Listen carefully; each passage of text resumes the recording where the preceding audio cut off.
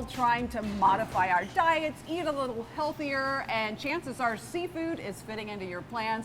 Hi everyone, Happy New Year. I'm Tanji Patton, and we are at Groomers Seafood. Groomer supplies, what, half of Texas? About half of Texas, over 1,200 restaurants across the state of Texas from Temple down south. Rick Groomer, seafood extraordinaire expert. And so we wanted to talk about some of the healthy choices for seafood, the types of fish that you maybe want to gravitate toward, whether it be omega-3s, the healthy fatty oils, right? Well, with seafood, what you want to try to focus on is cold water fish first.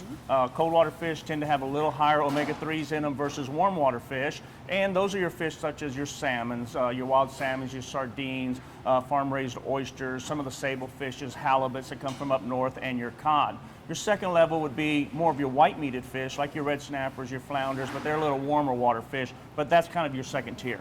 In terms of, is the colder the water, the healthier the fish? Colder the water, the more omega-3s, the warmer the water, the less, but both of them are still equally healthy to your diet. What about the sustainability factor? Because I know you all source for a number of retailers that are very, very strict about where the fish comes from and how it's maintained. Sustainable seafoods is really where it's at these days. We supply a number of great places across the country, Whole Foods being one of the major ones, that really take it to heart.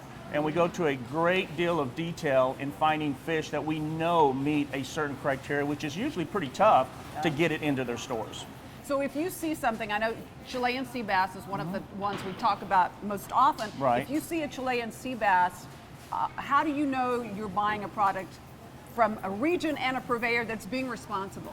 Generally, you got to trust your supplier. That's one of the big things. Guys like myself and some of the larger vendors across the state, we do what's right. Some of the smaller ones have a little more difficult time doing it, but the larger guys, we tend to do it the right way. Most fish that are sustainable have some sort of a certification attached to it, whether it be a label or on a list of some sort, but they do have some kind of documentation and labeling that says that it's eco-friendly and sustainable. Gotcha. Okay. What to look for when buying a fish, especially if we come to a place. This is an awesome place to buy your own fish, by the way, to take home. Exactly. What do we look for in knowing we're getting the freshest product? What you want to do is you want to buy fish that have the shine. You can kind of look at this fish right here. You see vibrant colors. You see shine to it. That means it just came out of the water. It came out of the water very recently. You want to see clear eyes. You want to see bright red gills. You want to see a certain, like a slime on it that most fish have. If you've ever been a fisherman, you caught fish, you know they have slime on it. So you kind of want to see that little tacky slime to it. And at the same time, the smell. The smell it cannot be offensive. It has to be something that has a salty,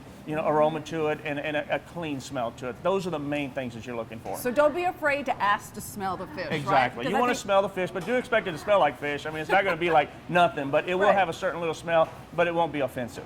So other than the fish that we know are sustainable, there are some, quote, bad fish? Stay away from. In the Monterey Bay Aquarium, they have what they call a green light, yellow light, red light. There are certain species of product that are a red light. In other words, at this point in time, stay away from them. It's not so much that they're bad for you health-wise, it's just that they're not quite ready for prime time. Such as?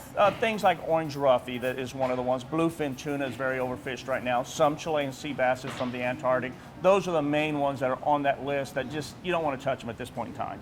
All right, so all in all, fish is a pretty darn good choice for the new year, right? It's a great protein to add to your diet. It's probably one of the best things you can do for your diet for the new year. So come on down to Groomers and we'll take care of you when you come by. All right. All right.